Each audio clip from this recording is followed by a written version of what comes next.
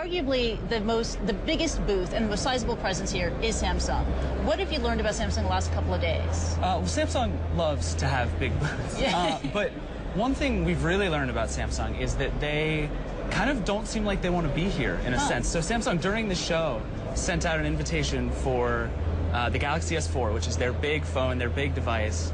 And it's coming out in 2 weeks at an event in New York. So they're not doing that here, and they've typically done events like that here. And it's sort of part of a bigger trend, but they're Samsung, and so they always have a million announcements. They announced the Galaxy Note 8, which is a giant, I guess it's a tablet, but it also makes phone calls, so I don't really hold it like this, it's a tablet. I guess. Yeah, we don't know what it is. It's a hybrid. But so Samsung is kind of continuing to do what they've always done. They're just blanketing the universe with everything, but they're really starting to pull away in a way that kind of Apple has done over the last several years and do their own thing. This year has really been marked already as like the rise of Samsung. Another big trend to watch, and located right next to the Samsung booth, is a huge Huawei booth. I mean, the Chinese smartphone makers, the tech companies are here in a very big way. I've noticed across the city of Barcelona, major advertising spend. Everywhere. Yeah, what have you learned from Huawei and ZTE? So both Huawei and ZTE are kind of stepping in where these other companies have left out, and they think they can, this is their chance to get into the U.S. market in a really big way. So Huawei used this show to announce the Ascend P2, which is their flagship phone. It's a phone they really believe is going to be global and huge and popular. And they have all kinds of carrier partners that they haven't had before. So this is really almost a second coming out party for Huawei, saying like, we are a big consumer brand. We belong here. We make high-end phones. They think that they can be with Samsung and Apple at kind of the high end of that range. That's right. They had a big showing at CES, now another big showing here. Exactly. ZTE is showing up with the Firefox operating system smartphone, and that's an interesting trend that we've seen here, is the launch of Firefox operating system, the mobile operating system. Is it going to be a dark horse in the race after Google Android and iOS?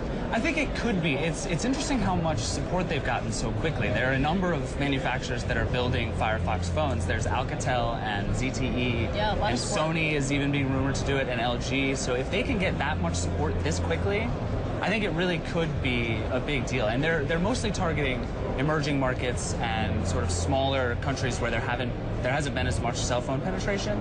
But if they can get to a place where they're big in those places, and kind of as they grow into smartphones, Firefox has a really good chance to be there over the long term. Definitely, especially in the developing markets, as you say. Now, both The Verge and CNN Newsroom, we both had a chance to sit down with Stephen Elop, the CEO of Nokia. I just want to get your sense of where the company is now and how much momentum is behind Nokia. It's interesting. We expected something big from Nokia at this show. Last year they announced the 808 PureView, which is sort of their wacky camera phone that's mostly a camera, but it was fantastic and at least got a lot of press and news, and people were talking about Nokia again. So we thought maybe it would be a tablet, or maybe they'd have another camera thing. That was rumored, and they really didn't. And Nokia they've always sold a lot of phones to those same emerging markets we're talking about, and they did a lot of that. They have a smartphone that's 15 euros, and that's pretty interesting. But in the sense of kind of big, buzzy things that people are going to get really excited about, it seems like Nokia kind of fell flat in a sense. And Stephen Elop is very good at staying on message, but sort of intimated that there might be more things coming soon. But for right now, it wasn't the like show. A tablet? But we couldn't get any word on that. Exactly. Last question for you about the event itself, the Mobile World Congress. I mean, it's interesting that people from Google Android are here. There's no Google booth. There was no major announcement from Microsoft Windows. Did it feel a bit subdued this year? It did a little bit, and I think what we're seeing is a lot of these companies, with kind of the press the way that it works, and companies like Apple showing that you can have these big events and really kind of dominate the news cycle and excite people with your own venues. Everybody's wanting to do that. Even HTC, who's right over there, announced their big flagship phone before we got here. They're showing it here, but they announced it at their own event last week. And Samsung's coming out in 2 weeks, and Google announced their Chromebook last week.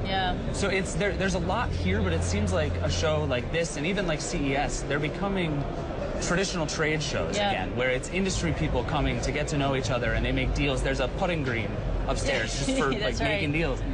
But it seems like, in a sense of a big consumer show where we see the really exciting stuff, it's starting to slow, or at least lull, and it's going to be interesting to see what a show like this does. The focus feels like it's more on the people in the industry as opposed to the products and the putting upstairs.